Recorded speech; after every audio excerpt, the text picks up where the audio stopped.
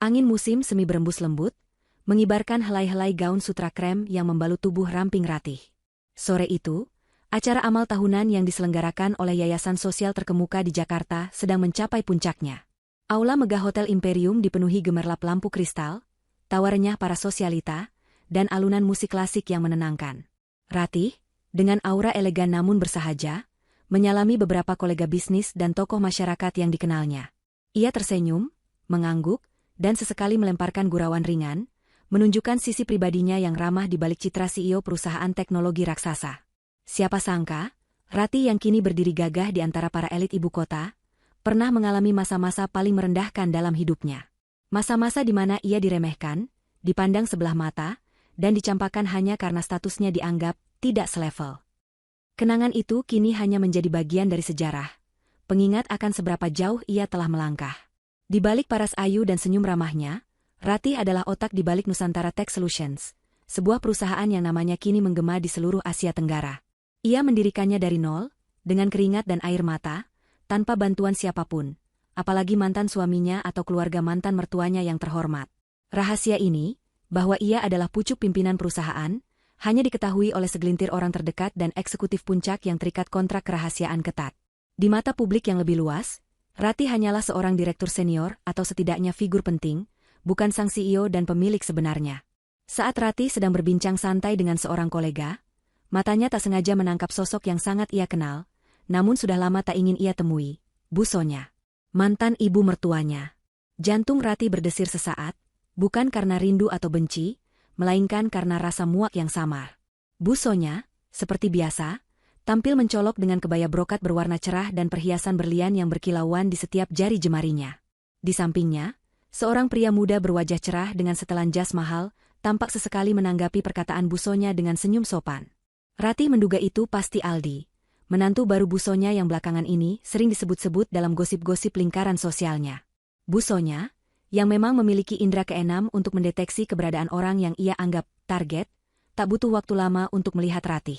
Senyum ramahnya yang tadi menghiasi wajah Bu Sonya seketika menipis, terganti dengan seringai tipis penuh kepuasan. Ia segera menggandeng lengan Aldi dan berjalan menghampiri Ratih. Ratih? Ya ampun, ini kamu toh? Kok bisa ada di sini? Suara Bu Sonya melengking, menarik perhatian beberapa pasang mata di sekitar mereka. Nadanya terdengar ramah di permukaan, namun tersimpan jelas sindiran di baliknya, seolah Ratih adalah sosok yang tidak seharusnya berada di acara semewah itu. Ratih, yang memang dilahirkan dengan ketenangan luar biasa, membalas senyum Bu Sonya tanpa celah. Selamat malam, Bu Sonya. Tentu saja saya di sini. Saya salah satu donatur yayasan ini. Ratih menjawab dengan tenang, tanpa ada nada sombong sedikitpun. Namun penekanan pada kata, donatur, seolah menjadi tamparan halus bagi Bu Sonya yang selalu meremehkannya. Wajah Bu Sonya sedikit menegang, namun ia segera menutupinya dengan tawa renyah. Oh, iya, tentu saja. Kamu memang suka hal-hal sosial begini, ya? Selalu sibuk dengan kegiatan, amal, dan pekerjaan kantor yang biasa-biasa saja, kan? Ia sengaja mengulang frasa, biasa-biasa saja, dengan nada mengejek yang sangat khas, mengacu pada masa lalu Ratih saat ia memulai karirnya. Ratih hanya tersenyum tipis. Ya, Bu. Alhamdulillah, pekerjaan saya lancar dan bisa membantu banyak orang. Bu Sonya mendengus pelan, lalu membalikan badan sedikit untuk menunjuk pria di sampingnya. Ratih, kenalkan. Ini Aldi, suami dari putriku, Rina. Danu pasti sudah cerita banyak tentangnya, kan? Bu Sonya menoleh ke arah Aldi dengan bangga, seolah ingin memamerkan berlian termahalnya. Aldi ini loh, menantuku yang paling kusayangi. Dia sekarang menjabat posisi penting di perusahaan multinasional ternama. Gajinya? Jangan ditanya deh, fantastis. Pokoknya, menantu idaman, deh. Beda jauh sama sudahlah. Aldi menjulurkan tangan dengan sopan. Aldi. Salam kenal, Bu Ratih. Matanya memancarkan ketulusan, tidak seperti Bu Sonya. Ratih menjabat tangan Aldi, tersenyum hangat. Ratih. Salam kenal juga, Mas Aldi. Ia menangkap ekspresi canggung di wajah Aldi, seolah pria itu menyadari betapa tidak pantasnya Bu Sonya berbicara seperti itu. Oh, iya, Aldi ini kan baru saja kembali dari penugasan di luar negeri. Perusahaannya memang punya banyak cabang di mana-mana. Loh, Bu Sonya melanjutkan pamer, mengabaikan ekspresi tidak nyaman Aldi. Kata Aldi, perusahaan tempat dia kerja ini, head office-nya di Jakarta, tapi cabangnya tersebar di Asia bahkan sampai Eropa. Benar-benar perusahaan kelas dunia. Pokoknya, gaji dia itu sampai bikin saya bingung mau beli apa lagi. Kan lumayan buat nambah-nambah koleksi tas Hermes saya. Bu Sonya tertawa manja, mengibaskan tangannya yang dipenuhi gelang emas. Ratih mendengarkan dengan tenang, matanya menatap Bu Sonya. Kata-kata, perusahaan multinasional ternama, cabang di Asia sampai Eropa, dan head office di Jakarta, terdengar sangat familiar di telinganya. Terlalu familiar, malah. Ia mengerutkan kening samar, mencoba mencocokkan informasi itu dengan data yang ada di benaknya. Pasti sangat membanggakan punya menantu selevel Mas Aldi, Bu. Ratih membalas, nadanya datar. Tidak ada kecemburuan, tidak ada kemarahan. Hanya ada sedikit rasa geli. Bu Sonya tampaknya mengira Ratih terkesan atau bahkan cemburu. Wajahnya berseri-seri. Tentu saja. Makanya saya bilang, beruntung sekali Rina bisa dapat yang seperti Aldi ini. Dulu itu, Danu agak susah cari istri. Yang cantik banyak, tapi yang punya prospek karir dan gaji bagus susah. Untungnya sekarang dia sudah punya pilihan yang lebih baik. Bu Sonya melirik Ratih dari ujung kepala hingga ujung kaki, seolah menilainya dan menemukan banyak kekurangan. Ratih hanya tersenyum simpul, sebuah senyum yang sulit diartikan. Dalam hatinya, ia merasa geli. Apa Bu Sonya benar-benar tidak tahu? Atau ia memang sengaja berpura-pura buta? Oh, ngomong-ngomong, kamu masih sibuk dengan perusahaan kecilmu itu, Ratih? Bu Sonya kembali bertanya, nada meremehkannya tak bisa disembunyikan. Alhamdulillah, Bu. Semakin besar, jawab Ratih singkat. Bu Sonya tertawa. Besar bagaimana?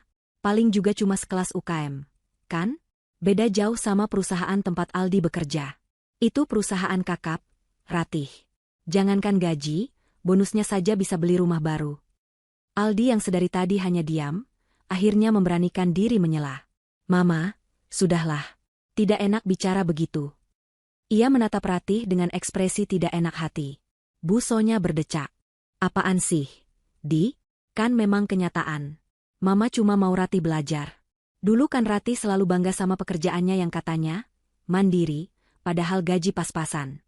Sekarang lihat, ada Aldi, menantu idaman. Ratih menatap Bu Sonya, lalu pandangannya beralih ke Aldi. Pria ini tampak terpelajar, punya etika, dan jelas tidak nyaman dengan kelakuan Bu Sonya. Tidak apa-apa, Mas Aldi. Saya mengerti kok. Kebanggaan Bu Sonya pada Anda. Ratih tersenyum lagi, senyum misterius yang membuat Bu Sonya sedikit bingung. Ya sudah kalau begitu. Mama mau menyapa teman-teman sosialita yang lain. Mungkin kamu juga bisa belajar banyak dari lingkungan ini, Ratih. Setelah pertemuannya yang tak terduga dengan Bu Sonya dan Aldi, Ratih memutuskan untuk meninggalkan acara amal lebih awal. Kepala dinginnya memerlukan ruang untuk memproses kembali ingatan-ingatan pahit yang tiba-tiba menyeruak. Meskipun ia telah lama berdamai dengan masa lalunya, kehadiran Bu Sonya selalu berhasil membuka kembali luka lama yang telah lama tertutup rapat. Malam itu, di apartemen pentousenya yang mewah di kawasan SCBD, Jakarta, Ratih duduk di sofa empuk menghadap jendela kaca besar yang menyuguhkan pemandangan kota bertabur cahaya. Segelas red wine di tangannya terasa hangat, namun tidak cukup untuk menghangatkan hatinya yang mendadak beku oleh kenangan. Ia menutup mata, membiarkan pikirannya melayang mundur ke 10 tahun silam. Saat itu, Ratih masih seorang sarjana muda yang penuh semangat. Ia baru saja lulus dengan predikat cum laude dari Fakultas Teknik Informatika. Impiannya sederhana, membangun sebuah startup teknologi yang bisa memberikan dampak positif bagi masyarakat. Ia bertemu Danu, putra tunggal Bu Sonya, di sebuah seminar bisnis. Danu adalah pria yang baik, lembut, dan humoris. Ia jatuh cinta pada Ratih yang cerdas dan mandiri. Hubungan mereka berjalan mulus, hingga tiba saatnya Ratih diperkenalkan pada Bu Sonya. Pertemuan pertama dengan Bu Sonya adalah bencana. Ratih ingat betul hari itu. Ia datang dengan pakaian sederhana namun rapi, rambut digelung rapi, dan senyum tulus. Bu Sonya, dengan tatapan menghakimi dari ujung kepala sampai ujung kaki, langsung melontarkan pertanyaan-pertanyaan yang menusuk. Jadi, kamu ini calon istri Danu? Pekerjaanmu apa? Katanya mau bangun perusahaan sendiri? Perusahaan apa itu? Apa bisa menghasilkan uang banyak? Omsetnya berapa? Danu itu anak kesayanganku. Dia harus dapat istri yang setara, paling tidak dari keluarga terpandang atau punya pekerjaan yang mapan di perusahaan besar. Bukan yang masih coba-coba begini. Ratih mencoba menjelaskan visinya, menjelaskan tentang potensi industri teknologi. Namun Bu Sonya seolah tuli. Ia hanya menginginkan menantu yang punya status dan kekayaan instan. Ia terus-menerus membandingkan Ratih dengan anak-anak teman sosialitanya yang menikah dengan pengusaha tambang atau direktur bank. Lihat tuh, anak Bu Laksmi, menantunya manajer bank swasta, gajinya puluhan juta per bulan. Kamu ini, mau jadi apa? Programmer? Nanti masa depan Danu bagaimana kalau istrinya cuma jadi buruh komputer? Bu Sonya selalu melontarkan kalimat-kalimat seperti itu, meremehkan setiap langkah dan impian Ratih. Ia bahkan pernah terang-terangan mengatakan, Danu pantas mendapatkan yang lebih baik daripada kamu yang cuma modal otak dan semangat, tapi tidak punya koneksi dan uang. Danu, yang saat itu sangat mencintai Ratih, mencoba membela. Namun pembelaannya selalu tenggelam di bawah amukan dan sumpah serapah Bu Sonya. Perdebatan antara ibu dan anak itu seringkali terjadi karena Ratih. Bu Sonya bahkan mengancam akan mencoret Danu dari daftar warisan jika ia nekat menikahi Ratih. Meskipun begitu, cinta Danu pada Ratih cukup kuat untuk membuat mereka menikah. Mereka menikah dengan sederhana, hanya dihadiri keluarga dekat, karena Bu Sonya menolak untuk mengadakan pesta mewah atau bahkan merestui sepenuhnya. Ratih berharap setelah menikah, Bu Sonya akan melunak. Namun, harapan itu pupus. Setiap kali Ratih mencoba mengembangkan startupnya yang masih merintis, Bu Sonya selalu mencibir. Sudah berapa kali saya bilang, Ratih, cari kerja saja yang jelas. Jadi karyawan di perusahaan besar, gaji tetap, THR jelas. Ngapain repot-repot bikin perusahaan yang cuma habisin duit dan waktu? Lihat tuh Danu, dia juga jadi ikutan stres gara-gara kamu sibuk sendiri. Puncaknya adalah ketika startup Ratih menghadapi masa-masa sulit. Modal menipis, investor belum datang. Ratih bekerja siang malam, seringkali melupakan waktu makan dan istirahat. Bu Sonya melihat ini sebagai bukti kegagalan Ratih. Sudah kuduga. Kamu memang tidak akan bisa. Bisnis-bisnisanmu itu cuma mimpi kosong. Danu, lihat istrimu. Dia tidak bisa mengurusmu, tidak bisa mengurus rumah, hanya sibuk dengan hayalannya. Kamu pantas dapat istri yang bisa jadi sandaran, bukan yang malah jadi beban. Perkataan Bu Sonya perlahan-lahan mengikis kebahagiaan rumah tangga Ratih dan Danu. Danu, yang awalnya gigih membela Ratih, mulai lelah. Ia tidak bisa menghadapi tekanan terus-menerus dari ibunya. Hubungan mereka memburuk. Pertengkaran kecil berubah menjadi pertengkaran besar. Danu mulai menuntut Ratih untuk berhenti dari mimpinya dan mencari pekerjaan normal demi ketenangan rumah tangga mereka. Ratih, yang mencintai Danu dan ingin mempertahankan pernikahannya, sempat berpikir untuk mengalah. Ia bahkan pernah melamar ke beberapa perusahaan besar, mencoba untuk menyesuaikan diri dengan keinginan Bu Sonya dan Danu. Namun, setiap kali ia memikirkan untuk meninggalkan mimpinya, hatinya terasa kosong dan hampa. Ia tahu, ia tidak akan pernah bahagia jika ia menyerah pada tekanan itu. Aku minta maaf, Danu, kata Ratih suatu malam, setelah pertengkaran hebat mereka.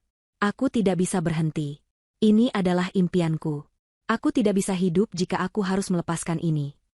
Danu menatapnya dengan putus asa. Kalau begitu, kita tidak bisa bersama, Ratih.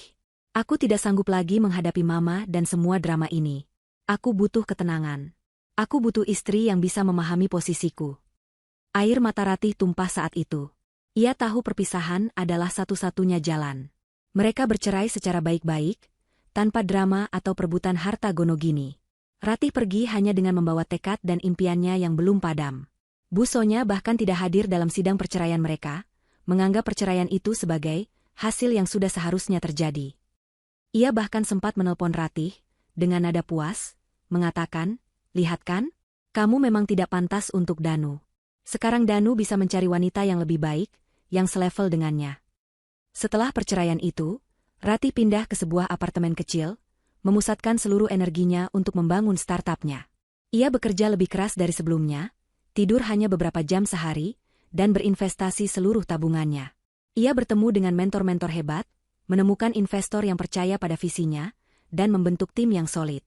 Perlahan tapi pasti, Nusantara Tech Solutions tumbuh.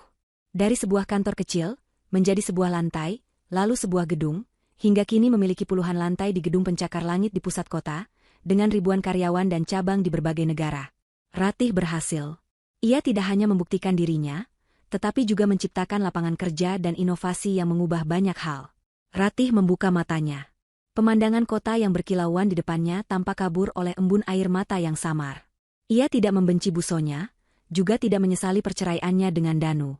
Justru, perlakuan Bu Sonya di masa lalu telah menjadi pemicu terkuat bagi Ratih untuk mencapai titik ini. Sebuah cambuk yang memaksanya untuk terus maju, membuktikan bahwa seorang wanita yang hanya modal otak dan semangat, bisa mencapai lebih dari yang dibayangkan orang lain.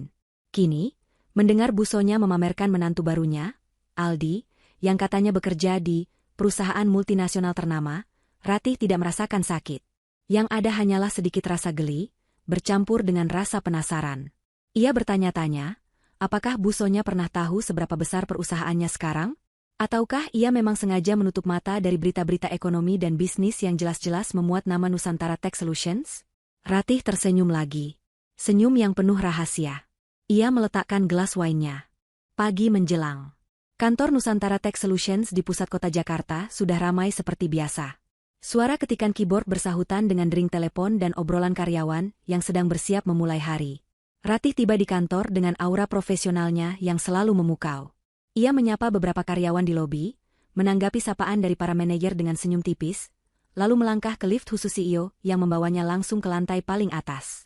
Setelah memeriksa jadwalnya dan membalas beberapa email penting, ingatan Ratih kembali ke percakapannya semalam dengan Bu Sonya. Rasa penasaran itu masih menggerogoti. Ia membuka database perusahaan, mengakses sistem HRD yang sangat rahasia, hanya bisa diakses olehnya dan kepala departemen tertentu. Ratih mengetik beberapa kata kunci, mencari daftar calon karyawan yang baru saja melewati tahap wawancara akhir. Ia mengklik salah satu nama yang masuk daftar unggulan, dan matanya melebar sedikit. Sebuah senyum tipis, campur aduk antara geli dan tak percaya, merekah di bibirnya. Aldi Aditama. Nama itu terpampang jelas di layar. Di bawahnya, data diri lengkap, riwayat pendidikan, dan tentu saja, pengalaman kerja. Dan benar saja, salah satu perusahaan tempat Aldi bekerja sebelumnya adalah sebuah perusahaan konsultan multinasional yang cukup ternama, meskipun bukan yang terbesar di dunia. Lalu, ada data mengenai posisinya yang baru di Nusantara Tech Solutions, beserta estimasi gaji yang memang cukup fantastis untuk ukuran seorang manajer. Ratih menggeleng-gelengkan kepalanya pelan. Jadi, perusahaan multinasional yang dibanggakan Bu Sonya itu perusahaanku sendiri, gumamnya tak percaya. Kebetulan ini terlalu lucu untuk menjadi kenyataan. Ibu mertua yang selalu meremehkannya, kini akan memiliki menantu yang bekerja di perusahaan miliknya. Ironi ini terlalu manis untuk diabaikan. Ia menggeser tetikusnya, membaca lebih detail curi-culum vitae Aldi. Pria itu memiliki rekam jejak yang mengesankan. Lulusan universitas bergengsi, pengalaman kerja di beberapa proyek besar, dan soft skill yang tampaknya mumpuni. Aldi akan menempati posisi manajer senior di divisi pengembangan bisnis, sebuah posisi krusial yang membutuhkan kemampuan analisis dan strategi tingkat tinggi. Bagaimana bisa aku tidak tahu kalau ada nama ini masuk shortlist? Ratih bertanya pada dirinya sendiri. Oh, tentu saja. Ribuan lamaran masuk setiap bulan, dan proses seleksi ditangani langsung oleh tim HRD dan para kepala departemen. Ratih hanya akan turun tangan untuk posisi direktur ke atas, atau jika ada masalah serius dalam proses rekrutmen. Ia mempercayai timnya sepenuhnya, dan kali ini, kebetulan ini adalah sebuah berkah tersembunyi. Ratih mengingat kembali obrolan semalam. Bu Sonya memamerkan Aldi dengan bangga, menyebut gajinya yang fantastis, dan posisi pentingnya di perusahaan multinasional ternama. Jika Bu Sonya tahu bahwa perusahaan multinasional ternama itu adalah Nusantara Tech Solutions, perusahaan yang didirikan dan dipimpin oleh Ratih, wanita yang selama ini ia remehkan sebagai pengusaha kecil dan buruh komputer, reaksinya pasti akan sangat menarik untuk dilihat.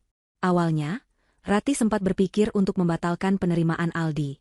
Namun, itu akan menjadi tindakan yang kekanak-kanakan dan tidak profesional. Lagi pula, Aldi tidak tahu apa-apa tentang sejarahnya dengan Bu Sonya. Pria itu tampak tulus dan beretika. Membatalkan penerimaannya hanya karena drama keluarga akan merugikan perusahaan yang bisa mendapatkan talenta hebat. Sebaliknya, sebuah ide nakal muncul di benak Ratih. Mengapa tidak membiarkan semuanya berjalan seperti biasa? Biarkan Aldi memulai pekerjaannya, biarkan Bu Sonya terus pamer dengan bangga. Ia ingin melihat sejauh mana drama ini akan berkembang. Kapan kebenaran itu akan terungkap? Bagaimana reaksi Bu Sonya saat mengetahui bahwa putranya menikahi wanita yang menurutnya tidak selevel? Sementara menantu barunya yang dibanggakan justru bekerja di bawah komando wanita yang ia remehkan itu? Ini bukan tentang balas dendam. Ini lebih tentang ironi kehidupan, tentang karma, dan tentang memberikan pelajaran halus pada seseorang yang selalu menilai orang lain dari materi semata.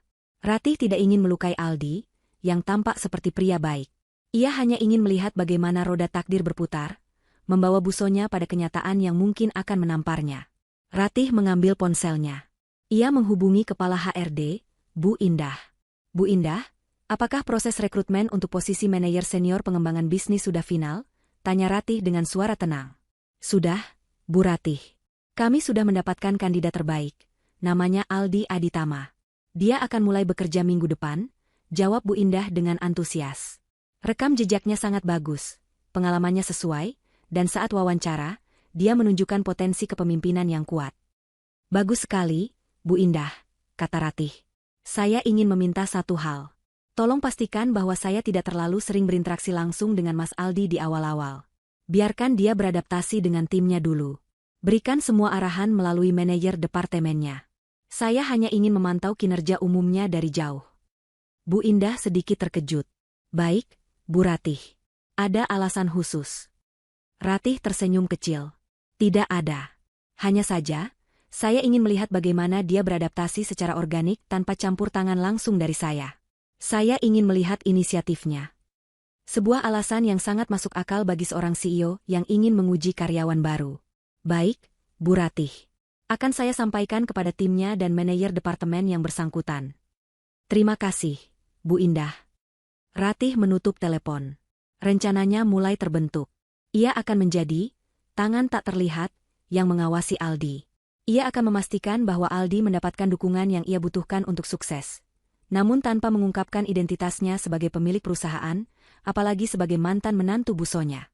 Biarkan Aldi bekerja, dan biarkan busonya terus pamer. Kejutan akan datang pada waktunya. Ratih bersandar di kursinya, menatap layar komputernya yang menampilkan profil Aldi. Ia membayangkan wajah busonya ketika ia mengetahui kebenaran. Pasti akan sangat tidak ternilai harganya. Sebuah senyum nakal terukir di wajah Ratih. Drama ini akan menjadi salah satu yang paling menghibur dalam hidupnya. Ratih kembali ke rutinitasnya sebagai CEO Nusantara Tech Solutions, namun dengan sebuah agenda tersembunyi yang menambah bumbu dalam hari-harinya yang padat. Setelah mengkonfirmasi kedatangan Aldi, Ratih mulai menyusun strateginya. Ini bukan tentang merendahkan Aldi, melainkan tentang menyaksikan bagaimana kebenaran akan mengguncang dunia busonya. Ratih ingin melihat reaksi mantan ibu mertuanya ketika realitas menampar wajahnya dengan fakta bahwa menantu kesayangannya bekerja di perusahaan wanita yang selalu diremehkan. Pagi itu, Ratih memanggil sekretaris eksekutifnya, Tania, seorang wanita cerdas dan loyal yang sudah bekerja dengannya sejak Nusantara Tech Solutions masih berupa startup kecil. Tania adalah salah satu dari segelintir orang yang tahu persis siapa Ratih sebenarnya dan bagaimana ia membangun kerajaannya. Tania, saya ingin kamu menambahkan satu agenda baru untuk saya. Ratih memulai, suaranya tenang namun ada nada terselip yang membuat Tania sedikit mengerutkan kening. Mulai minggu depan, setelah manajer senior pengembangan bisnis yang baru bergabung, saya ingin laporan perkembangan kerjanya. Laporan itu harus mendetail, dari cara dia berinteraksi dengan tim hingga inisiatif yang dia ambil dalam proyek. Tania mencatat dengan sigap. Baik, Bu Ratih. Apakah ada hal spesifik yang perlu saya perhatikan dari manajer baru ini? Ratih tersenyum tipis. Tidak ada. Hanya saja, pastikan laporannya rutin dan objektif. Saya ingin melihat bagaimana ia beradaptasi dan berkembang di lingkungan kita. Beritahu kepala departemennya untuk memfasilitasi kebutuhan yang ia perlukan, tapi biarkan dia mandiri. Dimengerti, Bu Ratih, jawab Tania, meskipun ia merasakan ada sesuatu yang lebih dari sekadar pemantauan kinerja, biasa di balik permintaan Ratih. Tania sudah terlalu lama mengenal Ratih untuk tidak membaca ekspresi di mata bosnya. Ada kilatan jenaka dan antisipasi di sana. Ia tidak bertanya lebih lanjut, percaya bahwa Ratih memiliki alasan kuat. Selanjutnya, Ratih secara tidak langsung memberikan arahan kepada Kepala Departemen Pengembangan Bisnis, Pak Wisnu, melalui email dan memo internal. Ia menekankan pentingnya memberikan otonomi kepada manajer baru untuk menunjukkan inisiatif, tetapi juga memastikan bahwa ada pengawasan dan dukungan yang memadai. Ia ingin Aldi merasakan tekanan dan tantangan, namun tetap dalam batas yang wajar. Ratih juga membuat penyesuaian kecil pada jadwal hariannya. Ia mengurangi kehadirannya di area kantor yang sering dilewati karyawan baru, seperti kafetaria umum atau area lounge. Ia tidak ingin keberadaannya menimbulkan kecurigaan terlalu dini. Ratih tahu bahwa cepat atau lambat, Aldi pasti akan menyadari siapa dirinya. Namun, Ia ingin itu terjadi di waktu yang tepat, dengan cara yang paling dramatis. Strategi Ratih sederhana: amati, pantau, dan biarkan karma bekerja. Ia ingin melihat bagaimana Aldi akan beradaptasi dengan lingkungan kerja yang baru, terutama di perusahaan yang namanya begitu dibanggakan oleh busonya. Ratih juga penasaran, apakah Aldi sendiri menyadari betapa besar perusahaan tempatnya bekerja, ataukah ia hanya menerima informasi yang disaring oleh busonya yang terlalu fokus pada aspek materi? Beberapa hari sebelum Aldi resmi bergabung, busonya sempat menelepon Ratih.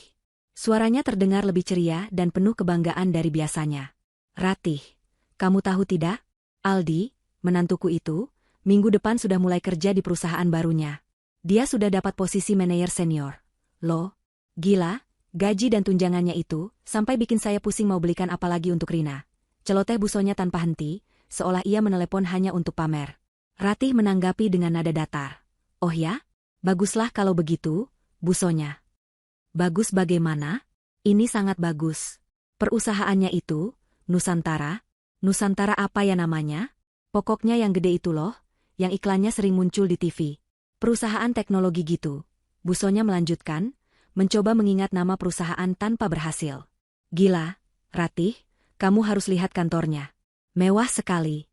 Gedungnya tinggi banget, sampai pusing lihat ke atas. Pokoknya beda jauh deh sama kantor-kantor kecil yang biasa kamu lihat." Ratih menahan senyumnya. Nusantara Tech Solutions. Busonya bahkan tidak tahu nama lengkap perusahaan yang dibanggakannya, namun mati-matian memamerkannya. Ini benar-benar di luar dugaan. "Memang kantornya bagus, busonya," jawab Ratih singkat. "Tentu saja bagus. Karena perusahaannya itu kelas kakap, Ratih. Bukan kaleng-kaleng." Busonya tertawa puas. "Pokoknya, kalau kamu ada waktu, mampir deh ke kantor Aldi. Biar tahu rasanya kerja di perusahaan besar. Siapa tahu kamu tertarik, kan?" Ratih hanya terkekeh pelan. "Mungkin suatu saat, busonya.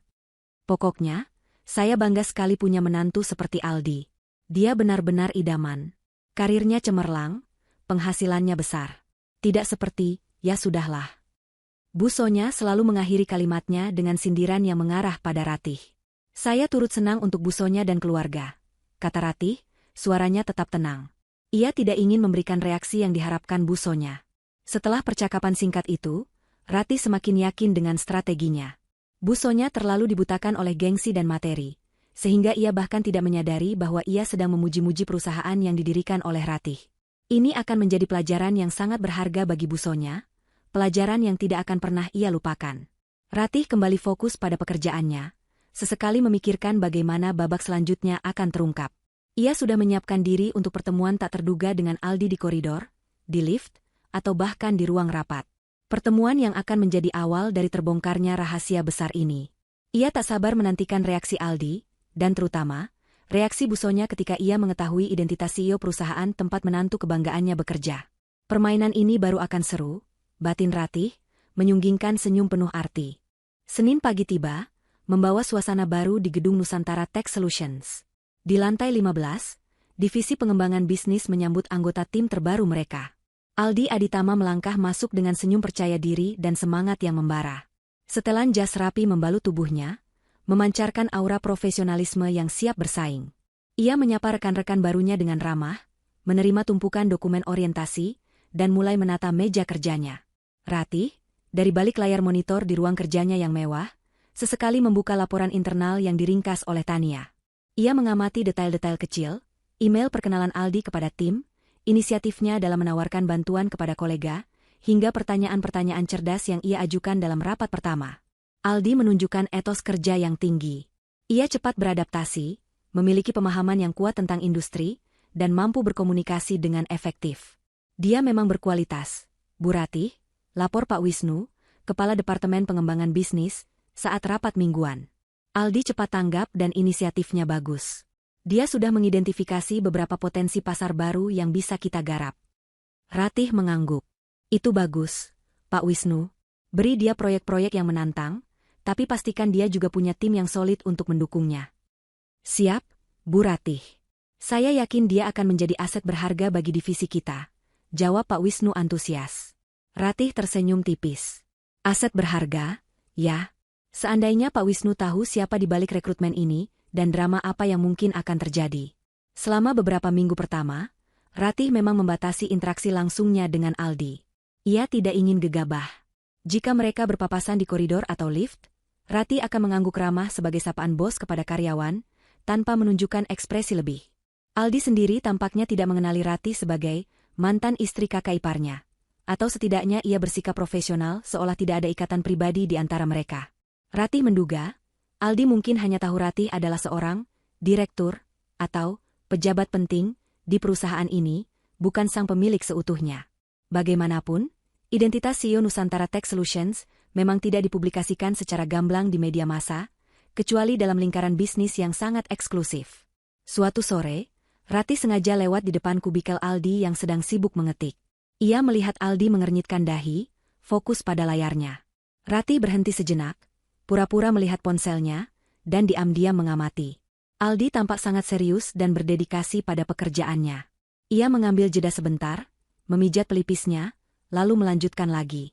Ratih mengakui, Aldi memang pantas mendapatkan posisinya ini. Dia tidak hanya mengandalkan koneksi atau embel-embel, menantu idaman, busonya, tapi juga memang memiliki kemampuan. Beberapa kali, Ratih memberikan arahan strategis penting melalui Pak Wisnu atau manajer tim Aldi. Misalnya, ketika ada proyek pengembangan produk baru, Ratih memberikan masukan insight yang tajam dan taktis, yang kemudian disampaikan oleh Pak Wisnu kepada tim Aldi sebagai arahan dari manajemen puncak. Aldi selalu merespons dengan positif, menunjukkan analisis yang mendalam, dan mampu menerjemahkan arahan tersebut menjadi rencana aksi yang konkret.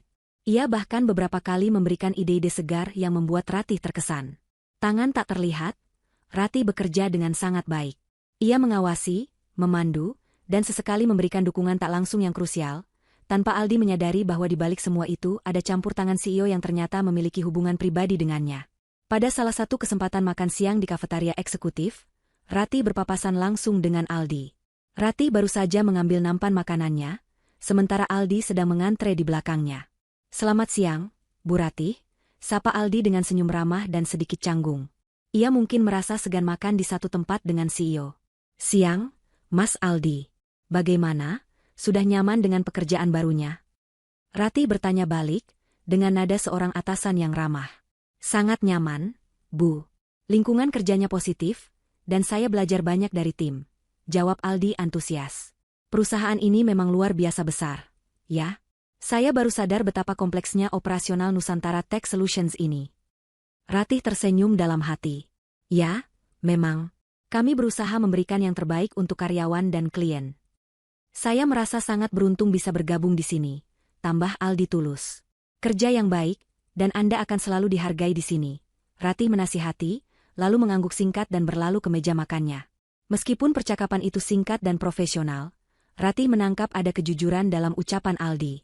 Dia tampak benar-benar menghargai pekerjaannya dan merasa bangga menjadi bagian dari Nusantara Tech Solutions. Ini bagus. Artinya, Aldi bukan sekadar pria yang ingin pamer atau memanfaatkan status ibunya Rina. Ini membuatnya semakin yakin bahwa Aldi adalah profesional sejati. Dan ini juga akan membuat kejutan untuk busonya nanti terasa jauh lebih nikmat. Ratih melanjutkan makan siangnya, senyum misteriusnya tak pernah lepas dari bibirnya. Ia sudah tidak sabar menunggu babak selanjutnya dalam drama pribadi busonya, yang tanpa sadar melibatkan Ratih sebagai sutradaranya. Seperti yang sudah diperkirakan Ratih, semakin Aldi menunjukkan kinerja yang cemerlang di Nusantara Tech Solutions, semakin melambung pula kebanggaan busonya. Telepon-telepon dari busonya kini menjadi rutinitas mingguan bagi Ratih, dan setiap panggilan adalah parade pameran tentang keberhasilan Aldi. "Ratih, kamu tahu tidak?" Suara busonya melengking di ujung telepon suatu sore, terdengar jelas ada nada euforia yang tak tertahankan. "Aldi baru saja dapat proyek besar. Katanya itu proyek dengan klien asing, nilainya miliaran rupiah. Dia yang pimpin loh, padahal baru beberapa minggu kerja di sana." Ratih, yang saat itu sedang membalas email di kantornya, hanya tersenyum simpul. Ia tahu persis proyek yang dimaksud busonya. Itu adalah proyek flagship yang Ratih sendiri yang memberikan brief dan mengawasinya dari jauh. Secara khusus menugaskan Aldi untuk memimpinnya demi menguji kemampuannya. Dan Aldi memang membuktikan dirinya. "Wah, hebat sekali, busonya," jawab Ratih datar. Ia tidak ingin memberikan busonya kepuasan dengan reaksi yang berlebihan. "Tentu saja hebat. Dia memang cerdas, Ratih.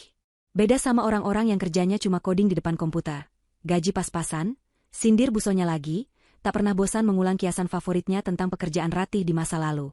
Pokoknya, semenjak ada Aldi, hidup Rina jadi lebih enak. Dia bisa belanja apa saja, pakai kartu kredit Aldi. Tidak kayak dulu, yang harus irit-irit. Untung Danu tidak jadi sama kamu ya, Ratih. Kalau tidak, pasti hidupnya menderita. Ratih hanya mendengarkan, membiarkan omongan busonya menembus satu telinga dan keluar dari telinga lainnya. Ia tak lagi merasa sakit hati. Yang ada hanya rasa kasihan dan geli. Kasihan karena busonya begitu terobsesi dengan materi dan status hingga buta akan realitas. Dan geli karena ia tak tahu betapa ironisnya semua pujian itu. Mama sedang di salon. Ratih, busonya melanjutkan. Semua teman Mama di sini bertanya tentang Aldi. Mereka iri sekali sama Mama. Katanya Mama beruntung punya menantu super kaya dan sukses. Kamu kapan nyusul? Apa tidak ada pria kaya yang melirikmu? Ratih, kamu kan sudah tidak muda lagi. Ratih menghela napas. Pertanyaan pribadi semacam ini sudah biasa dari busonya. Nanti juga ada waktunya, busonya. Jangan lama-lama, nanti keburu ketuaan. Busonya tertawa terbahak-bahak di telepon. Mama mau lanjut cerambat dulu ya. Intinya, Mama senang sekali. Sampai jumpa. Telepon terputus. Ratih meletakkan ponselnya, menatap keluar jendela. Langit Jakarta mulai merona oranye. Busonya benar-benar larut dalam kebanggaannya. Ia tak tahu bahwa setiap pujian yang ia lontarkan untuk Aldi, secara tak langsung adalah pujian untuk perusahaan Ratih, bahkan untuk kemampuan Ratih dalam memilih dan mengembangkan talenta. Tidak hanya melalui telepon, busonya juga seringkali menyapa Ratih di acara-acara sosial atau gathering sesama alumni. Setiap kali bertemu, busonya akan sengaja mendekat, suaranya sedikit lebih keras dari biasa agar didengar banyak orang, lalu mulai bercerita tentang kehebatan Aldi. Oh, Ratih, kamu di sini juga?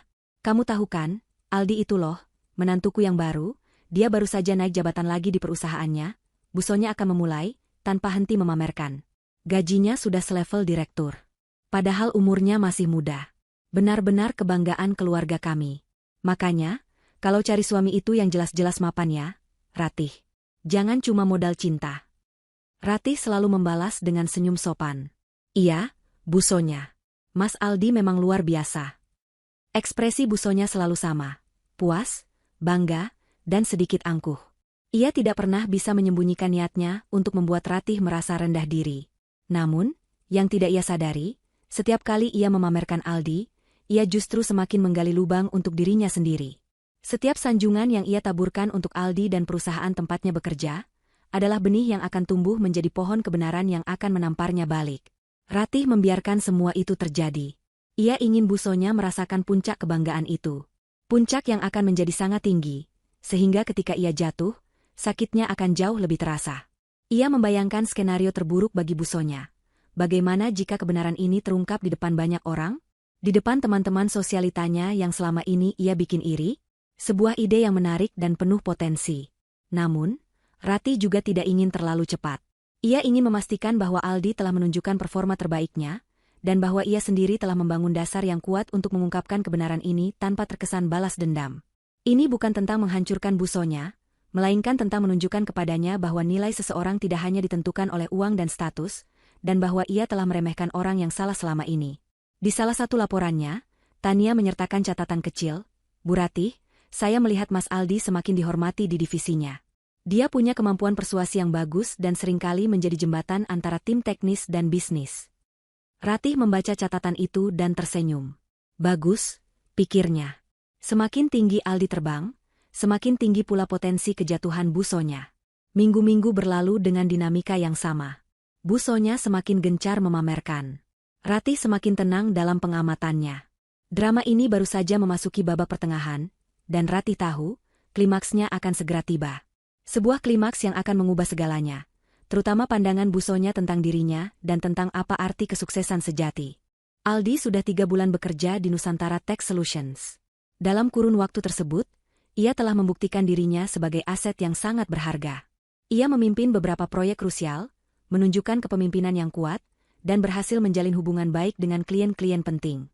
Gaji fantastis yang dibanggakan busonya memang sepadan dengan beban kerja dan tanggung jawabnya.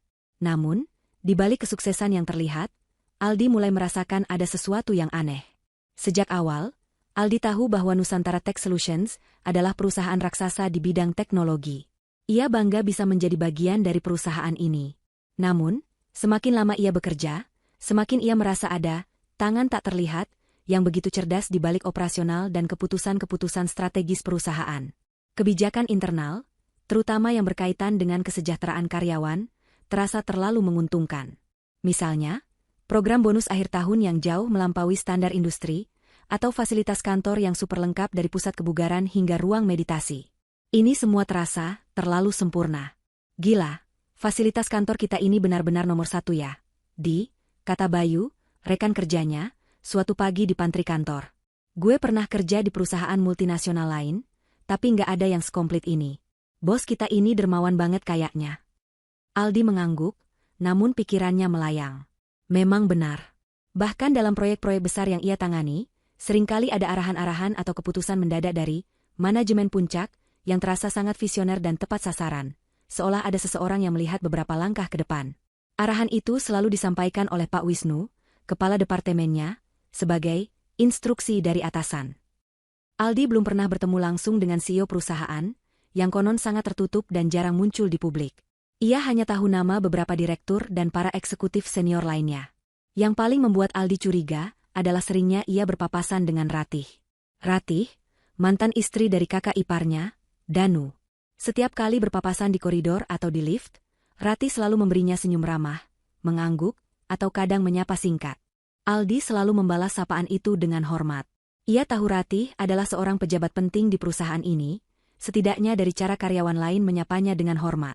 Tapi ia tidak pernah tahu persis posisi Ratih. Ia berasumsi Ratih adalah salah satu direktur senior atau kepala divisi, mengingat auranya yang kuat dan karismatik. Suatu hari, saat ia sedang makan siang di kafetaria yang lebih umum, Aldi melihat Ratih sedang berdiskusi serius dengan beberapa manajer dari berbagai divisi. Mereka terlihat sangat menghormati Ratih, mendengarkan setiap perkataannya dengan seksama. Bahkan sesekali, para manajer itu terlihat mencatat sesuatu dari ucapan Ratih. Aldi mulai bertanya-tanya, posisi Ratih di sini sebenarnya sepenting apa? Ia tahu Ratih punya perusahaan sendiri, seperti yang sering dicibir busonya, tapi ia tidak pernah menyangka Ratih akan memiliki posisi setinggi ini di sebuah perusahaan sekelas Nusantara Tech Solutions. Aldi mencoba mencari tahu lebih banyak. Ia bertanya pada beberapa rekan kerjanya tentang struktur organisasi perusahaan dan siapa CEO-nya. Namun, semua jawaban yang ia dapatkan cukup samar. CEO kita memang jarang terekspos. Dia lebih suka bekerja di balik layar, kata salah satu rekannya. Tapi dia cerdas banget. Semua keputusan besar dari dia langsung. Kecurigaan Aldi semakin kuat saat ia menghadiri rapat internal besar yang melibatkan beberapa kepala departemen dan direktur. Ratih duduk di meja paling depan, di samping Pak Hendra, CEO perusahaan. Ratih tidak banyak bicara, namun setiap kali ia melontarkan pertanyaan atau memberikan komentar singkat, seluruh ruangan hening dan semua mata tertuju padanya. Bahkan Pak Hendra yang berwibawa pun tampak mendengarkan Ratih dengan penuh perhatian. Pada suatu kesempatan, Pak Wisnu, kepala departemen Aldi, menyebutkan sesuatu yang membuat Aldi tersentak.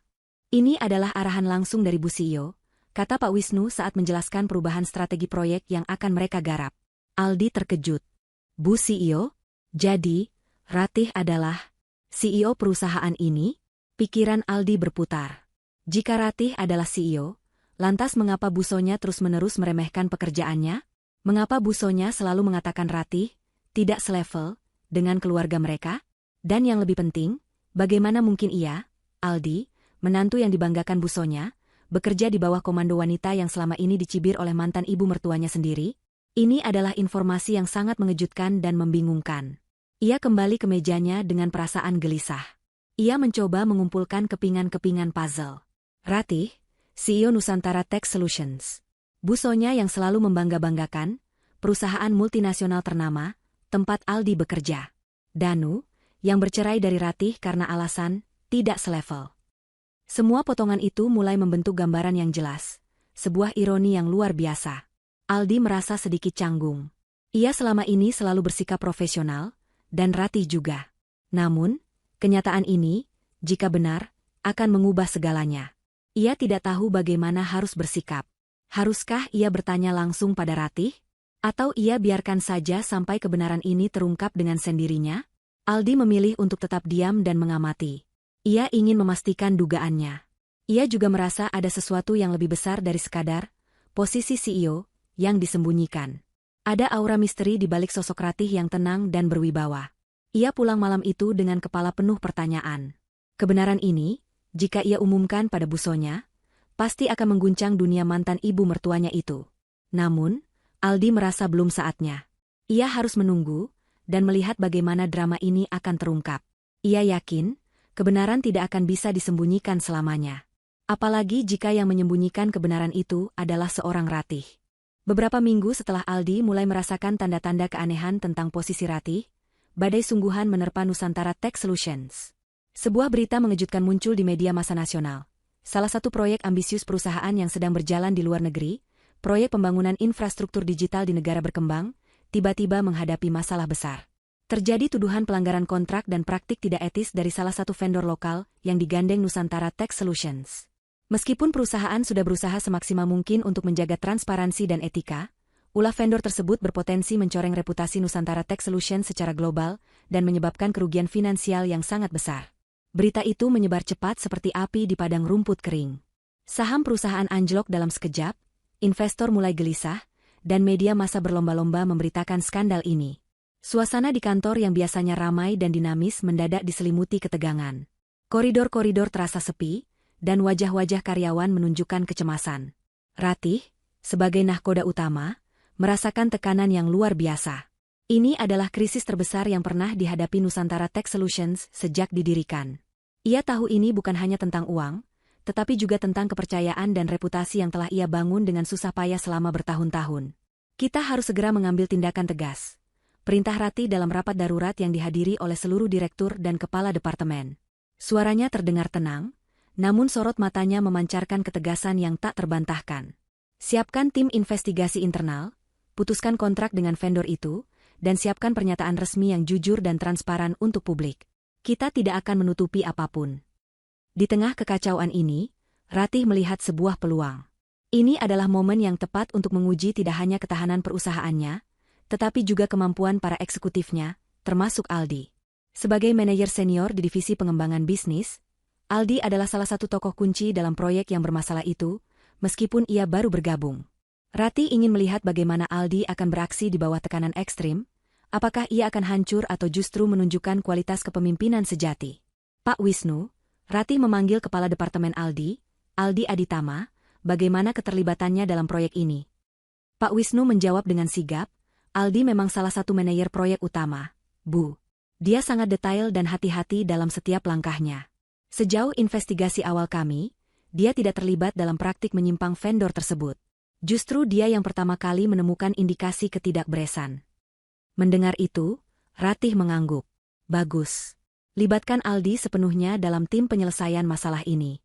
Beri dia tanggung jawab untuk mengumpulkan semua data terkait vendor, analisis dampak hukumnya, dan buat rencana mitigasi risiko. Saya ingin melihat inisiatif dan kemampuannya memecahkan masalah. Baik, Bu Ratih, Pak Wisnu paham bahwa ini adalah ujian besar bagi Aldi. Aldi, yang baru saja keluar dari ruang rapat yang tegang, dipanggil langsung oleh Pak Wisnu. Aldi, ini adalah krisis besar bagi kita. Bu CEO menugaskanmu secara khusus untuk menangani beberapa aspek krusial dari masalah ini. Ini kesempatanmu untuk menunjukkan kemampuan terbaikmu. Aldi tidak gentar. Meskipun tegang, ia merasa tertantang. Ia segera membentuk tim kecil, bekerja siang dan malam, menganalisis ratusan dokumen, memeriksa catatan keuangan, dan mencari bukti-bukti. Ia bahkan melakukan perjalanan mendadak ke negara proyek itu, untuk bertemu dengan tim lapangan, dan mengumpulkan informasi langsung. Ratih memantau kinerja Aldi dari jauh. Ia menerima laporan harian, bahkan terkadang mingguan, tentang kemajuan Aldi. Ia melihat bagaimana Aldi menghadapi tekanan dari media, dari klien yang marah, dan dari rekan kerja yang panik. Aldi menunjukkan dedikasi yang luar biasa. Ia bekerja tanpa lelah, tidur di kantor beberapa malam, dan selalu datang dengan data yang akurat dan solusi yang inovatif. Ia mampu menenangkan klien yang marah dengan argumentasi logisnya, dan membantu tim legal mengumpulkan bukti kuat untuk menjerat vendor nakal tersebut. Bu Ratih, Aldi menemukan sebuah klausul tersembunyi dalam kontrak vendor yang bisa kita gunakan untuk menuntut mereka balik tanpa merugikan kita. Lapor Tania suatu pagi, suaranya terdengar kagum. Analisisnya sangat brilian. Ratih membaca laporan itu. Tersenyum. Aldi memang brilian. Dia tidak hanya cerdas, tetapi juga teliti dan memiliki pemikiran strategis yang matang. Di tengah krisis, dia justru bersinar. Selama krisis ini, interaksi Ratih dengan Aldi menjadi sedikit lebih sering, namun tetap dalam konteks profesional. Mereka sesekali berpapasan di ruang rapat darurat atau di lorong saat dini hari. Ratih akan mengangguk, memberikan semangat, atau sesekali melontarkan pertanyaan singkat yang memicu pemikiran Aldi. Aldi selalu menjawab dengan hormat, memanggil Ratih, Bu Ratih, dan tampak semakin menyadari bahwa wanita di depannya ini adalah sosok yang sangat penting. Jauh lebih penting dari sekadar direktur senior, seperti yang ia duga sebelumnya. Bu Ratih, saya sudah menyiapkan draft pernyataan pers yang baru, dengan menekankan langkah-langkah hukum yang akan kita ambil terhadap vendor tersebut, lapor Aldi suatu malam, menyerahkan selembar dokumen kepada Ratih yang sedang melintas di depannya. Matanya tampak lelah, namun sorotnya masih tajam. Ratih mengambil dokumen itu, membaca sekilas. Bagus, Mas Aldi. Pastikan semua fakta akurat dan transparan. Kita harus membangun kembali kepercayaan publik. Siap, Bu. Saya dan tim akan bekerja semaksimal mungkin. Melihat dedikasi Aldi, Ratih merasa semakin yakin dengan keputusannya. Pria ini adalah talenta sejati. Seseorang yang bekerja keras bukan untuk pamer, melainkan karena profesionalisme dan integritasnya. Ini membuat Ratih merasa sedikit tidak enak karena telah melibatkan Aldi dalam drama pribadinya dengan busonya. Namun, ia tahu kebenaran harus terungkap. Puncaknya krisis ini terjadi dalam sebuah rapat besar yang menentukan nasib perusahaan. Ratih memimpin rapat tersebut. Suasana tegang menyelimuti ruangan. Seluruh direktur, kepala departemen, termasuk Aldi, hadir. Ratih menjelaskan situasi terkini dengan tenang dan lugas, lalu memaparkan rencana strategis mereka untuk keluar dari krisis. Saat itu, ia bisa merasakan mata Aldi sesekali mencuri pandang ke arahnya, seolah ada pertanyaan besar di benaknya. Kita akan menghadapi tuntutan hukum dari beberapa pihak, tapi kita juga akan melayangkan tuntutan balik yang kuat terhadap vendor yang curang itu, kata Ratih dengan tegas. Kita akan rugi besar dalam jangka pendek, tetapi kita akan keluar dari ini dengan reputasi yang lebih kuat dan integritas yang tak tergoyahkan. Semua orang di ruangan itu menatap Ratih dengan kagum. Kepemimpinannya di tengah badai sungguh luar biasa. Aldi sendiri merasa terinspirasi. Ia tahu bahwa keputusan-keputusan besar yang diambil Ratih sangat berani dan berisiko, namun juga sangat tepat. Ia mulai merasa bahwa sosok di depannya ini, yang hanya ia kenal sebagai Bu Ratih, adalah arsitek sejati di balik kehebatan Nusantara Tech Solutions. Meskipun sudah begitu dekat dengan Ratih selama masa krisis ini, Aldi masih belum mengetahui identitas asli Ratih sebagai CEO. Ia masih menganggapnya sebagai direktur dengan pengaruh besar. Namun, tanda-tanda kecurigaan itu semakin menguat, dan ia merasa bahwa rahasia besar akan segera terkuak. Ia merasa berada di ambang sebuah penemuan yang akan mengubah segalanya. Setelah berminggu-minggu berjuang menghadapi krisis, kerja keras tim Nusantara Tech Solutions akhirnya membuahkan hasil. Strategi Ratih yang tegas dan transparan, ditambah dengan dedikasi luar biasa dari timnya, terutama Aldi, berhasil membalikkan keadaan. Reputasi perusahaan berhasil diselamatkan, bahkan mungkin menjadi lebih kuat karena publik melihat bagaimana Nusantara Tech Solutions menangani masalah dengan integritas. Saham mulai merangkak naik lagi, dan kepercayaan investor pulih. Sebagai penanda keberhasilan dan apresiasi atas kerja keras tim, Ratih memutuskan untuk mengadakan rapat darurat besar. Rapat ini bukan hanya untuk membahas rencana pasca krisis, tetapi juga untuk memberikan pengumuman penting. Seluruh jajaran direksi, kepala departemen, manajer senior, dan beberapa karyawan kunci yang terlibat langsung dalam penanganan krisis diundang. Ruangan rapat utama yang luas dan modern, dilengkapi dengan layar interaktif raksasa, dipenuhi oleh orang-orang yang tampak lelah namun lega. Aldi duduk di barisan depan bersama Pak Wisnu dan beberapa manajer senior lainnya. Jantungnya berdebar. Selama masa krisis ini, ia semakin yakin bahwa Ratih adalah sosok yang sangat krusial di perusahaan. Kecurigaannya tentang posisi Ratih yang sebenarnya semakin kuat. Kini, ia menunggu apa yang akan diumumkan.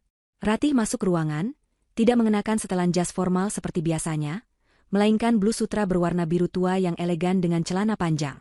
Penampilannya memancarkan aura ketenangan dan kekuatan. Seluruh ruangan hening seketika saat Ratih melangkah ke mimbar di depan. Ia memindai setiap wajah yang hadir, matanya berhenti sesaat pada Aldi. Aldi membalas tatapan itu, merasakan gelombang antisipasi di dadanya. Selamat siang semuanya, Ratih memulai, suaranya jernih dan berwibawa. Pertama-tama, saya ingin mengucapkan terima kasih sebesar-besarnya kepada kalian semua. Atas dedikasi, kerja keras, dan integritas kalian, kita berhasil melewati badai besar ini. Nusantara Tech Solutions berdiri kokoh karena kalian. Tepuk tangan riuh memenuhi ruangan. Senyum bangga terlihat di wajah setiap karyawan. Ratih menunggu tepuk tangan mereda, lalu melanjutkan. Ada satu hal penting yang perlu saya sampaikan hari ini, kata Ratih. Nada suaranya berubah menjadi lebih serius, namun tetap tenang. Selama ini, mungkin sebagian dari Anda hanya mengenal saya sebagai salah satu direktur, atau mungkin orang penting di perusahaan ini. Saya memang sengaja tidak terlalu banyak muncul di publik atau mengumumkan posisi saya secara gamblang. Aldi menegakkan duduknya. Ia merasa ini akan menjadi pengumuman besar. Mata semua orang kini tertuju pada Ratih, termasuk mata Aldi yang dipenuhi rasa ingin tahu. Ratih mengambil napas dalam, lalu menatap langsung ke arah kerumunan. Pandangannya mencakup setiap orang di ruangan itu. Saya di sini hari ini, sebagai pendiri dan... Ratih jeda sejenak, senyum tipis terukir di bibirnya.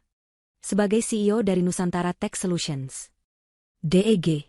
Seisi ruangan hening total. Sepi sekali, bahkan suara pendingin ruangan pun terasa begitu keras. Hampir semua orang di sana terkejut, termasuk para direktur yang sudah lama bekerja dengannya. Mereka tahu Ratih adalah pemilik perusahaan, tetapi ia selalu menjaga kerahasiaan gelarnya sebagai CEO, membiarkan COO atau direktur utama yang menjadi wajah perusahaan di depan publik. Pengumuman ini adalah kejutan bagi banyak orang. Namun, di antara semua yang terkejut, reaksi Aldi adalah yang paling dramatis. Wajahnya yang tadi tegang kini pucat pasi. Matanya membelalak, napasnya tertahan di tenggorokan. Ia merasa seolah sebuah palu godam menghantam kepalanya. Ratih, CEO? Selama ini ia bekerja mati-matian, memberikan seluruh kemampuannya, merasa bangga bekerja di perusahaan multinasional ternama yang dibanggakan busonya, tanpa tahu bahwa bos besarnya, pucuk pimpinan yang menentukan arah perusahaan, adalah mantan istri kakak iparnya. Wanita yang selama ini diremehkan habis-habisan oleh mantan ibu mertuanya. Pikirannya berpacu, mengulang kembali semua percakapannya dengan busonya. Aldi ini loh, menantuku yang paling kusayangi. Dia sekarang menjabat posisi penting di perusahaan multinasional ternama. Gajinya? Jangan ditanya deh, fantastis. Perusahaan itu kelas kakap, Ratih. Bukan kaleng-kaleng.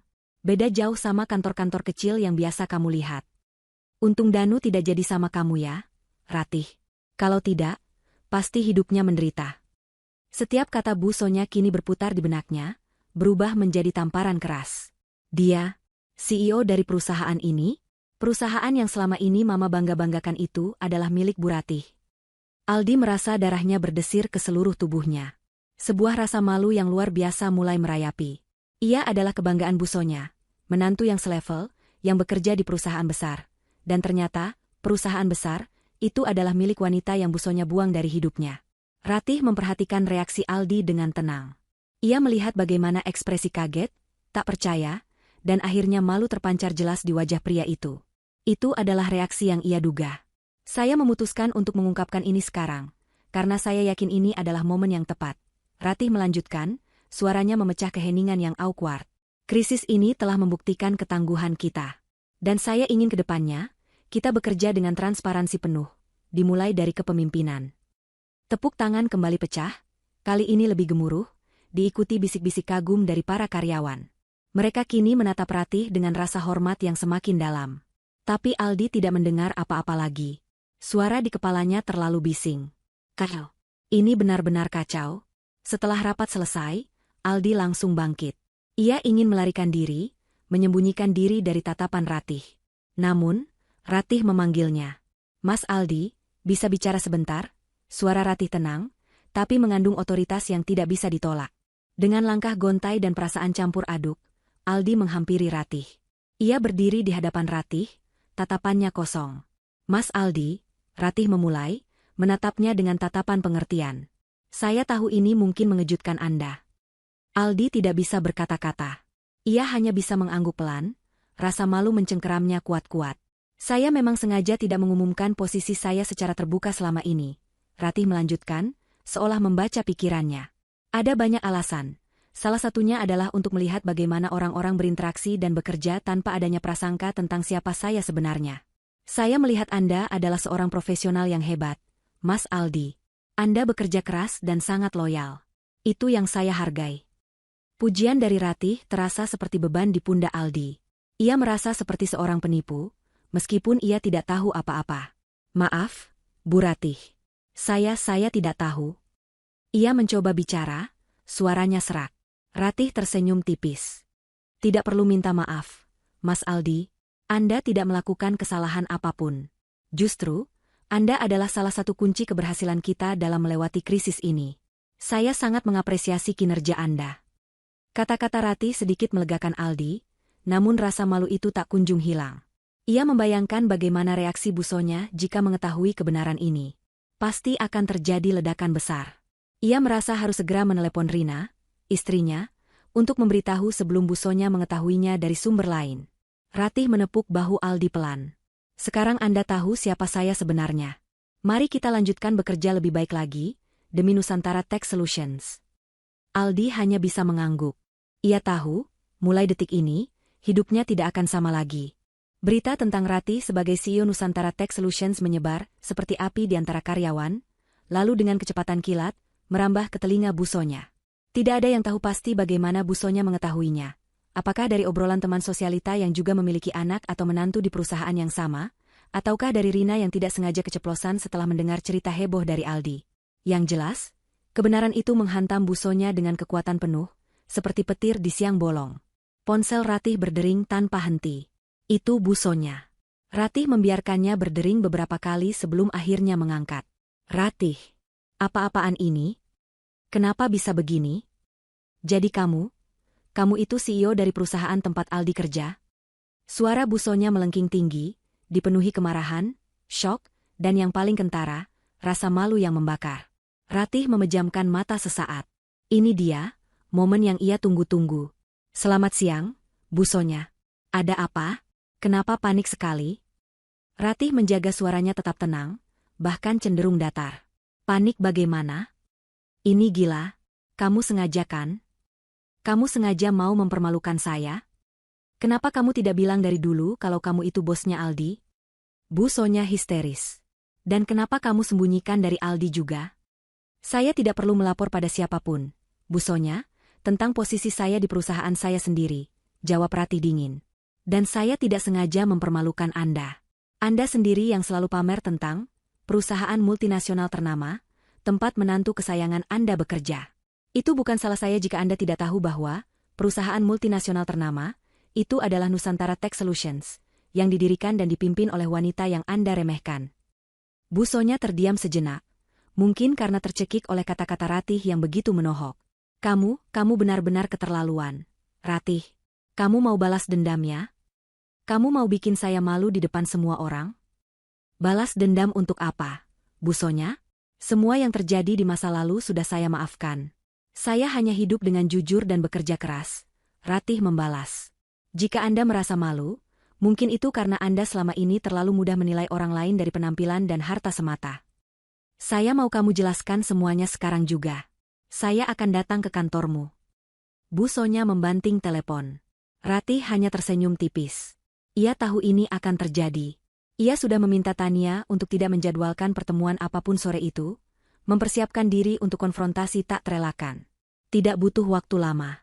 Sekitar 1 jam kemudian, pintu kantor Ratih digedor dengan keras.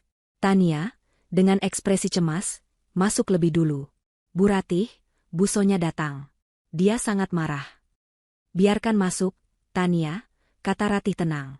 Pintu terbuka dan Busonya masuk bagai badai. Rambutnya sedikit berantakan, wajahnya merah padam, dan matanya memancarkan kemarahan yang membabi buta. Ia didampingi oleh Rina, putrinya, yang tampak pucat dan ketakutan. Aldi juga ada di sana, berdiri di belakang Rina, kepalanya menunduk malu. Ratih, jelaskan ini semua. Busonya menunjuk Ratih dengan jari gemetar. Apa maksudnya ini semua? Kamu sengaja membuat saya terlihat bodoh di depan semua teman saya? Mereka semua menertawakan saya. Ratih bangkit dari kursinya, berjalan mendekat. Ia berdiri di depan Busonya dengan sikap tenang dan berwibawa, kontras dengan kemarahan yang meledak-ledak di hadapannya. Duduklah dulu, Busonya, Ratih berkata dengan suara pelan namun tegas. Mari kita bicarakan ini baik-baik. Tidak ada yang perlu dibicarakan. Saya mau kamu pecat Aldi sekarang juga. Saya tidak mau dia bekerja di perusahaanmu. Ini memalukan. Bu Sonya menunjuk Aldi yang semakin menunduk. Aldi mengangkat kepalanya, wajahnya semakin memerah. Mama, jangan begini. Diam kamu, Aldi. Ini semua gara-gara kamu juga. Bu Sonya membentak menantunya. Ratih mendesah. Bu Sonya, mari kita bicara dengan kepala dingin. Saya tidak pernah bermaksud untuk mempermalukan Anda. Ketika Anda meremehkan pekerjaan saya di masa lalu, saya hanya ingin membuktikan bahwa saya bisa berhasil dengan cara saya sendiri. Dan ketika Anda pamer tentang Mas Aldi, saya hanya membiarkan Anda menikmati kebanggaan Anda. Tapi kenapa kamu rahasiakan dari saya? Dari Aldi juga? Teriak Bu Sonya. Saya tidak punya kewajiban untuk mengumumkan setiap detail kehidupan dan pekerjaan saya kepada Anda, Bu Sonya. Dan saya juga menghargai privasi Mas Aldi. Dia bekerja di sini karena kemampuannya, bukan karena saya ingin mempermalukan siapapun. Jelas Ratih. Saya melihat Mas Aldi adalah seorang profesional yang hebat. Dia telah membantu perusahaan saya melewati krisis besar. Mendengar itu, Bu Sonya terdiam sejenak. Amarahnya sedikit mereda digantikan kebingungan. Ia menatap Aldi, lalu kembali ke Ratih. Anda tahu, Bu Sonya, Ratih melanjutkan, suaranya kini lebih lembut namun tetap penuh ketegasan. Selama ini, Anda selalu menilai orang dari harta dan status. Anda meremehkan saya karena saya tidak datang dari keluarga kaya, atau punya pekerjaan instan yang mapan. Anda mencampakkan saya dari hidup putra Anda karena saya dianggap tidak selevel. Ratih menatap mata Bu Sonya. Tapi lihat sekarang. Perusahaan yang saya bangun dengan keringat dan air mata, yang menurut Anda, kecil, dan tidak jelas, kini menjadi tempat Mas Aldi, menantu kesayangan Anda, mengadu nasib. Dengan gaji yang Anda banggakan, yang juga saya berikan. Apakah itu masih tidak selevel, Bu Sonya? Kata-kata Ratih menampar Bu Sonya telak. Wajahnya yang tadinya merah karena marah kini memucat, berganti dengan ekspresi syok dan malu yang luar biasa. Ia tak bisa berkata-kata. Semua kesombongan dan keangkuhannya runtuh seketika. Ia melihat Ratih di depannya, wanita yang dulu ia remehkan, kini berdiri gagah sebagai CEO dari perusahaan yang begitu ia banggakan. Rina memegang lengan ibunya. Mama, sudahlah. Bu Ratih benar. Aldi, yang selama ini menunduk, mengangkat kepalanya. Ia menatap Ratih dengan pandangan penuh hormat dan sedikit kekaguman. Ia kini benar-benar mengerti mengapa Ratih menyembunyikan identitasnya. Ini bukan balas dendam, melainkan sebuah pelajaran. Saya hanya ingin Anda memahami, Bu Sonya, Ratih menutup penjelasannya, bahwa nilai seseorang tidak diukur dari seberapa banyak uang yang ia miliki, atau di perusahaan mana ia bekerja. Tetapi dari integritas, kerja keras, dan bagaimana ia memperlakukan orang lain. Bu Sonya tak mampu berkata-kata. Ia hanya bisa menatap Ratih, lalu ke Aldi, lalu kembali ke Ratih. Wajahnya mencerminkan kekalahan telak. Semua kebanggaan yang selama ini ia bangun, kini hancur berkeping-keping di depan matanya sendiri. Keheningan yang memekakan telinga menyelimuti ruang kerja Ratih, setelah penjelasan yang menohok itu. Bu Sonya, yang tadinya penuh amarah dan kesombongan, kini duduk lunglai di sofa, wajahnya memucat dan matanya tampak kosong. Rina, putrinya, mencoba menenangkan ibunya dengan mengusap punggung. Aldi sendiri masih berdiri, menatap Ratih dengan campuran rasa hormat, malu, dan sedikit rasa lega karena kebenaran akhirnya terungkap. Maafkan saya, Bu Ratih, ucap Aldi akhirnya, suaranya pelan dan penuh penyesalan. Saya benar-benar tidak tahu Anda adalah CEO perusahaan ini. Mama sering sekali membanggakan pekerjaan saya, dan saya tidak menyangka akan jadi seperti ini. Ratih menoleh pada Aldi, ekspresinya melunak. Tidak apa-apa, Mas Aldi. Anda tidak bersalah. Anda hanya bekerja dengan baik, dan itu yang paling penting bagi saya. Ratih kemudian menatap Bu Sonya yang masih terdiam. Bu Sonya, saya tahu ini berat bagi Anda. Tapi saya harap ini bisa menjadi pelajaran. Nilai seseorang tidak bisa hanya diukur dari status atau besarnya gaji. Ada integritas, kerja keras, dan hati yang tulus yang jauh lebih berharga. Bu Sonya perlahan mengangkat kepalanya. Matanya yang tadinya penuh amarah kini berkaca-kaca. Ia melihat Ratih, wanita yang dulu ia remehkan, yang ia paksa menjauh dari hidup putranya. Wanita yang kini berdiri di hadapannya sebagai sosok yang jauh lebih sukses, berwibawa, dan berintegritas daripada dirinya. Semua keangkuhan dan rasa bangga yang ia pupuk selama bertahun-tahun runtuh dalam sekejap. Ia melihat kembali bagaimana ia mencibir Ratih, membandingkannya dengan menantu hayalannya, dan kini, menantu hayalannya itu justru bekerja di bawah komando Ratih. Air mata mulai mengalir di pipi Busonya. "Ratih, saya minta maaf." Suaranya serak. Saya salah besar selama ini. Saya terlalu sombong, terlalu memandang rendah kamu. Saya dibutakan oleh harta dan status. Saya tidak tahu bahwa kamu akan jadi sebegini sukses. Ini adalah pertama kalinya Ratih melihat Busonya menunjukkan kerentanan dan penyesalan. Hatinya tersentuh. Ia tidak pernah menginginkan balas dendam, hanya sebuah pemahaman. "Sudah, Busonya," kata Ratih lembut, mendekati Busonya dan duduk di sampingnya. Ia meraih tangan mantan ibu mertuanya itu. "Yang lalu biarlah berlalu. Saya tidak menyimpan dendam apapun.